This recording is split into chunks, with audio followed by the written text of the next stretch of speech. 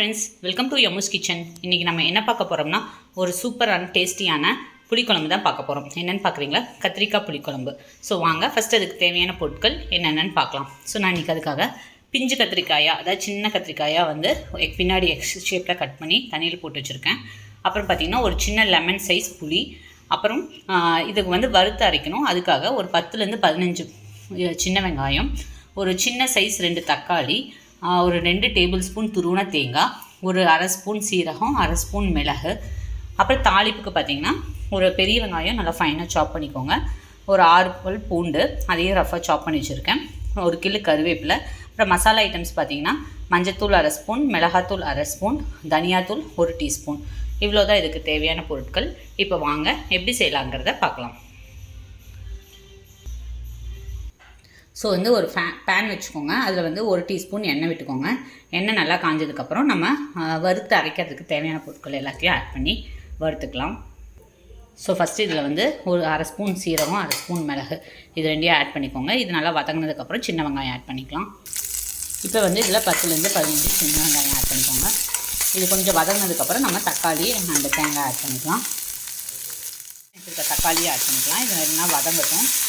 ஃபைனலாக வந்து துருவன தேங்காய் போட்டு ஆஃப் பண்ணிடலாம். ஸோ வெங்காயம் தக்காளி நல்லா வதங்கிடுச்சு. இப்போ இதில் வந்து துருவன தேங்காய் ஒரு 2 டீஸ்பூன், 2 டேபிள் ஸ்பூன் ஆட் பண்ணி இதே அப்படியே ஒரு மிக்ஸ் கொடுத்துருங்க. இது நல்லா ஆறுனதுக்கப்புறம் மிக்சியில் போட்டு நல்லா ஸ்மூத் பேஸ்ட்டாக அரைச்சிக்கலாம். ஸோ சும்மா ஒரு லைட்டாக ஒரு வதங்கினதுக்கப்புறம் ஆஃப் பண்ணிடலாம். ஸோ இது நல்லா வதங்கிடுச்சு. நீ ஆஃப் பண்ணிவிட்டு இது கம்ப்ளீட்டாக கூல் ஆகட்டும். கூலானோன்னா மிக்சியில் போட்டு நல்லா ஸ்மூத் பேஸ்ட்டாக அரைச்சிக்கலாம். அதில் கொஞ்சமாக எண்ணெய் விட்டுக்கோங்க. நான் அந்த வதங்கின பேனையவே எடுத்துருக்கேன். இப்போ இதில் வந்து நம்ம கட் பண்ணி வச்சுருக்க கத்திரிக்காயை தண்ணி இல்லாமல் ஆட் பண்ணிக்கலாம். ஸோ இது வந்து 1 நிமிஷம் இந்த கத்திரிக்காய் தண்ணியிலே எண்ணெயிலே வதங்குச்சுன்னா உங்களுக்கு வந்து நல்லாயிருக்கும் அந்த குழம்பு கிரேவி. அதுக்காக இப்போ எண்ணெய் காஞ்சிச்சு. நம்ம கட் பண்ணி வச்சுருக்க கத்திரிக்காயை ஆட் பண்ணிக்கலாம். ஆட் பண்ணிவிட்டு லைட்டாக கலர் சேஞ்ச் ஆகிற அளவுக்கு வதங்கட்டும். ஸோ தண்ணி இருக்கனால தெரிக்குது. ஸோ பார்த்து கவனமாக பண்ணுங்கள். நான் இது வதங்கினதுக்கப்புறம் உங்களுக்கு காட்டுறேன். ஸோ இப்போ பாருங்கள், கத்திரிக்காய் வந்து நல்லா வதங்கிடுச்சு. இப்போ இதை வந்து அப்படியே ஒரு பிளேட்டுக்கு எடுத்து வச்சிடலாம். ஸோ இதை அப்படியே ஒரு பிளேட்டுக்கு ட்ரான்ஸ்ஃபர் பண்ணிவிட்டு நம்ம அதே பேனில் வந்து நம்ம கிரேவி தாளிச்சுக்கலாம். ஸோ இப்போ இதில் வந்து அதே பேனில் நல்லெண்ணெய் வந்து 1 ஸ்பூன் விட்டுக்கோங்க. ஸோ புளிக்குழம்புனால நல்லெண்ணெய் விட்டிங்கன்னா தான் டேஸ்ட் நல்லாயிருக்கும். இப்போ இதில் வந்து 2 வெந்தயம், 2 கடுகு ஆட் பண்ணிக்கலாம்.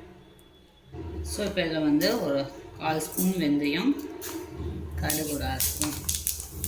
இது நல்லா பொரிஞ்சதுக்கப்புறம் நம்ம கட் பண்ணி வச்சுருக்க பெரிய வெங்காயம் அண்ட் பூண்டு, சின்ன வெங்காயமே இருந்தாலும் நீங்கள் ஆட் பண்ணிக்கலாம், டேஸ்ட் நல்லாயிருக்கும். கருவேப்பிலை இது எல்லாத்தையும் ஆட் பண்ணிக்கோங்க. இதெல்லாம் வந்து நல்லா வதங்கணும்.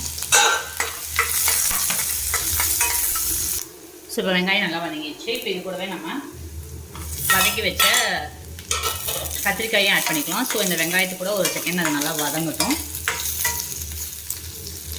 நெக்ஸ்ட்டு இதில் வந்து நம்ம அரைச்சி வச்ச மசாலா, இந்த வதக்கி அரைச்சோம்ல வெங்காயம், தக்காளி, சீரகம், மிளகு இதெல்லாம் அதை ஆட் பண்ணிக்கோங்க.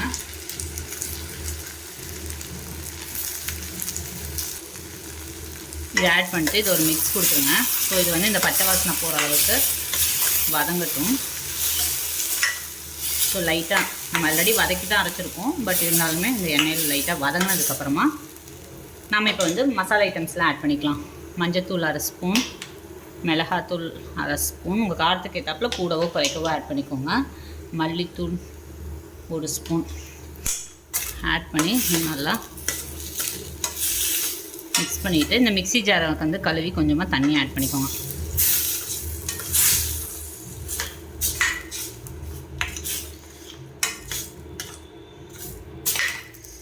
ஆட் பண்ணிட்டு ஸோ இந்த கிரேவிக்கு தேவையான அளவு உப்பு. ஸோ இது ஒரு கொதி வரட்டும். வந்ததுக்கப்புறம் நம்ம வந்து கரைச்சி வச்சுருக்க புளி ஆட் பண்ணிக்கலாம். ஸோ இது ஒரு கொதி வரட்டும். ஸோ இப்போ பார்த்திங்கன்னா இது நல்லா ஒரு கொதி வந்துடுச்சு. இப்போ நம்ம வந்து கரைச்சி வச்சுருக்க புளி தண்ணி ஆட் பண்ணிக்கலாம். ஸோ புளிப்பு உங்களுக்கு எந்த அளவுக்கு வேணுமோ அந்த அளவுக்கு வடித்து ஆட் பண்ணிக்கோங்க.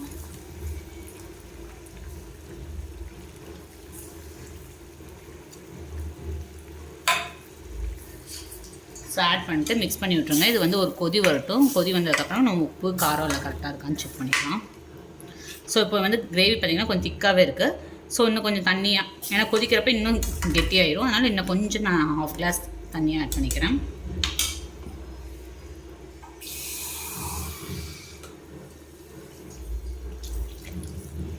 ஸோ அப்போ வந்து இன்னும் கொதிச்சு வரப்போ எனக்கு வந்து கிரேவி கன்சிஸ்டன்சி கரெக்டாக இருக்கும். ஸோ இப்போ வந்து இது வந்து ஒரு கொதி வரட்டும். வந்ததுக்கப்புறம் நம்ம உப்பு காரெல்லாம் கரெக்டாக இருக்கான்னு செக் பண்ணிக்கலாம். ஸோ இப்போ பாருங்கள் கிரேவி நல்லா திக்காயிடுச்சு. இப்போ ஃபைனலாக வந்து ஒரு 1/4 ஸ்பூன் வெல்லம் அல்லது நாட்டு சக்கரை இது ஆட் பண்ணிங்கன்னா அந்த புளிப்பு வந்து பேலன்ஸ் ஆகிரும். எனக்கு உப்பு காரம் எல்லாமே கரெக்டாக இருக்குது. இன்னும் வந்து உங்களுக்கு நல்லா திக்காக வேணுனாலும் நீங்கள் திக்காக வச்சுக்கலாம். எனக்கு பாருங்கள் செமி கிரேவி கன்சிஸ்டன்சி அப்போ தான் கரெக்டாக இருக்கும். ஸோ கத்திரிக்காவுமே எல்லாம் வெந்துருச்சு. ஸோ பாருங்கள் உங்களுக்கு பார்த்தீங்கன்னாவே தெரியும் லைட்டாக எண்ணெய் பிரிஞ்சு வரும். இதுக்கு மேலே ஃபைனலாக நம்ம கொஞ்சமாக கொத்தமல்லி தழை வந்து தூவிக்கலாம்.